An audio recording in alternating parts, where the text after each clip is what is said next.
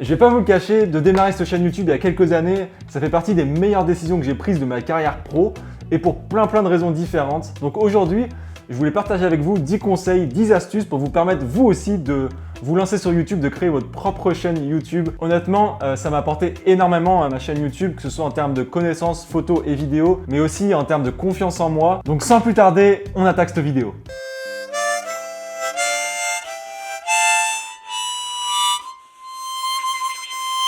Pardon. Bien le bonjour l'équipe, j'espère que vous avez la forme, ça fait un petit moment qu'on s'est pas vu. De mon côté, il y a pas mal de changements qui arrivent en ce début d'année, vous allez très vite comprendre pourquoi. Petit indice, c'est la dernière fois ou une des dernières fois que vous allez voir ce setup juste derrière moi et quelque chose de très cool qui arrive. Une autre chose très cool, c'est que après 5 ans dans le freelance, j'ai pris la décision de passer en société. Donc ça, c'est un gros pas en avant pour moi aussi et plutôt content par rapport à ça. Et l'autre grosse nouveauté que j'ai à vous dire, c'est que voilà, ça fait 5 ans que je bosse pour différents clients dans la vidéo, que je fais aussi des vidéos sur YouTube comme vous pouvez le voir. Et je commence à avoir de plus en plus de demandes de clients pour faire différents types de vidéos. Et en fait, j'arrive plus à tout faire tout seul. Donc, vous me voyez sûrement venir. J'ai pris la décision en ce début d'année de recruter un alternant. Donc, si vous regardez cette vidéo et que vous cherchez une alternance, voilà, j'ai besoin de prendre quelqu'un d'assez polyvalent qui va m'aider à faire un petit peu tout ce que je fais moi au quotidien, c'est-à-dire gérer toute la partie pré-prod en direct avec les clients, être avec moi sur les différents tournages en tant que deuxième cadreur ou alors cadreur principal, la partie montage et aussi la partie stratégie sur les différents réseaux sociaux, Instagram et YouTube notamment. Donc voilà, globalement, quelqu'un qui va m'accompagner sur toutes ces différentes missions au quotidien. Donc si jamais vous recherchez une alternance dans ce domaine, n'hésitez pas à m'envoyer un mail à cette adresse. Envoyez-moi vos différentes créations, les vidéos dont vous êtes les plus fiers et je reviendrai vers vous très vite. Donc voilà, ça c'était pour la partie nouvelle, Jean-Pierre Pernaut pour vous servir. On attaque tout de suite cette vidéo. En plus, je suis organisé aujourd'hui. J'ai tout écrit, tout est là. On part sur une vidéo qualitative aujourd'hui. Je vais commencer par ce qu'il y a de plus dur en fait quand on veut démarrer une chaîne YouTube, c'est de se lancer. Je pense que tous les youtubeurs ont été dans ce cas de figure où justement on a peur de s'exposer. En fait, quand on met une vidéo en ligne, on s'expose énormément aux gens, aux jugements, aux critiques et c'est très dur de franchir le pas et de publier sa première vidéo. C'est hyper dur de se filmer parce que des fois on a un peu du mal avec son image et surtout on a du mal avec sa voix. Je pense qu'on est tous d'accord avec ça. Mais dites-vous bien que votre voix, il n'y a que vous qui la trouvez un peu bizarre. Tous les autres pensent qu'elle est normale. Une chose qui m'a beaucoup aidé par rapport à la peur de s'exposer, c'est en fait de tout simplement rester soi-même devant la caméra. Si vous restez vous-même, vos potes, la famille, tous ceux qui vous connaissent, ils vont porter aucun jugement parce que vous restez vous-même, vous êtes la même personne et vos abonnés, eux, ils vous connaissent pas, donc pour eux, vous êtes cette personne-là. Donc ça m'a beaucoup aidé de rester moi-même avec mon humour de merde et rappelez-vous bien que comme dans tous les domaines, vous allez énormément progresser avec le temps. Vos premières vidéos vont être vos pires vidéos et d'ailleurs quand je retourne voir mes premières vidéos, pitié ne le faites pas, c'est hyper malaisant. Je me vois devant la caméra, j'ai envie de mourir, j'ai envie de me barrer, d'éteindre la vidéo. Mais à la fois c'est hyper intéressant parce que ça me permet de voir mon évolution ici sur YouTube. Et ça m'amène à mon deuxième point qui est comment est-ce que je peux être à l'aise devant la caméra alors que je suis en train de parler à une caméra? C'est dur de t'adresser à un bloc de verre qui réagit pas à ce que tu dis, qui se marre pas à tes blagues. C'est un exercice difficile, mais ça va venir avec le temps aussi. C'est comme tout, à force de s'entraîner, à force d'en faire, vous allez vous sentir de plus en plus à l'aise devant la caméra pour vous exprimer. Et l'astuce que j'ai pour vous, c'est de vraiment vous adresser à la caméra comme si c'était quelqu'un, comme si vous parliez vraiment à quelqu'un. Je sais que c'est dur, mais il faut traiter la caméra vraiment comme si vous vous adressiez à quelqu'un. Des fois, on a tendance à un peu se braquer, on bouge plus du tout les bras, on discute comme ça, il n'y a que la bouche qui bouge. Mais essayez vraiment de vous débloquer un peu, bougez vos membres. Si vous discutez comme ça, voilà, vous voyez que là, je suis très à l'aise. Là, il n'y a rien de plus normal, je bouge bien mes jambes, mes bras. Là, je peux avoir une vraie conversation avec vous. Voilà, j'espère que cette vidéo vous plaît. En tout cas, moi, je prends beaucoup de plaisir à la faire. On va tout de suite attaquer au troisième point parce que c'est un peu bizarre. Avant de passer au troisième point, je voulais juste finir par vous dire que c'est dur de paraître assez dynamique sur les vidéos. Moi-même, je suis de nature assez calme, on va dire, donc je suis pas non plus plein d'énergie quand je fais mes vidéos. Mais il faut quand même que vous réussissiez à capter l'attention.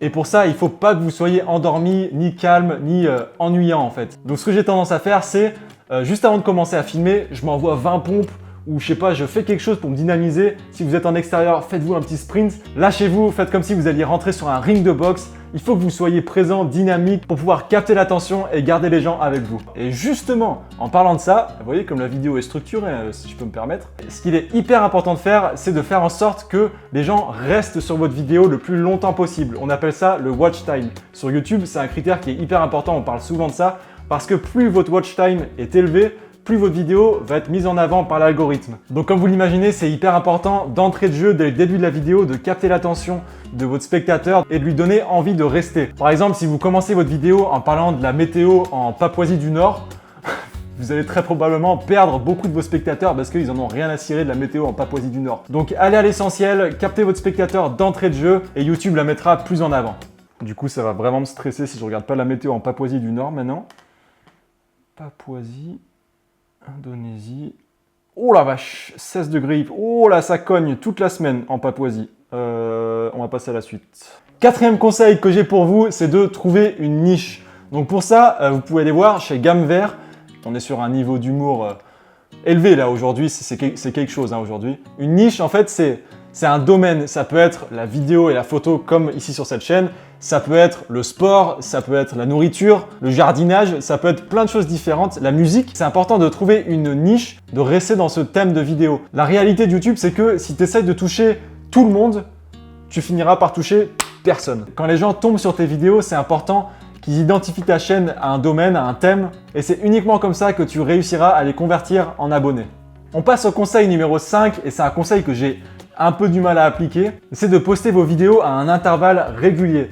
C'est mon objectif à partir de septembre de réussir à publier une vidéo par semaine sur du long terme parce que l'algorithme va voir que vous êtes actif, que vous sortez des vidéos régulièrement et du coup va plus mettre en avant votre chaîne.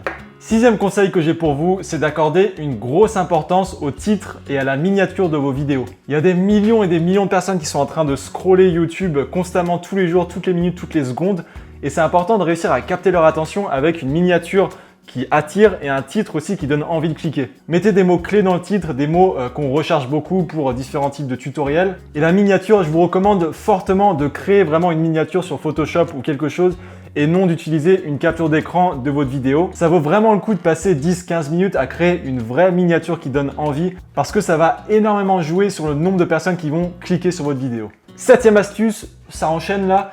N'attendez pas d'avoir du gros matos pour vous lancer sur YouTube, pour commencer à publier des vidéos sur YouTube. Je l'ai dit dans pas mal d'autres vidéos, mais les smartphones aujourd'hui, ils sont incroyables en termes de qualité d'image, certes, mais aussi en termes de son. Même si on n'utilise pas de micro déporté, on peut voir que le son, il est quand même vraiment quali. Et il fait largement le taf, surtout si vous débutez sur YouTube pour faire vos premières vidéos. Ce qu'il faut bien se dire, c'est que c'est pas en achetant 15 000 € de matos que vous allez réussir à avoir vos premiers abonnés. Après, une fois que vous avez franchi certains paliers, les 1000 abonnés, les 10 000 abonnés, il va falloir songer à passer sur du matos plus haut de gamme pour proposer un rendu vidéo qui est plus quali à vos abonnés. Mais voilà, au début, ça sert à rien d'investir des milliers d'euros dans du matos alors que vous savez même pas si vos vidéos vont plaire à votre communauté, si votre contenu va plaire à votre communauté. Et ça m'amène encore une fois au point suivant qui est l'importance du contenu.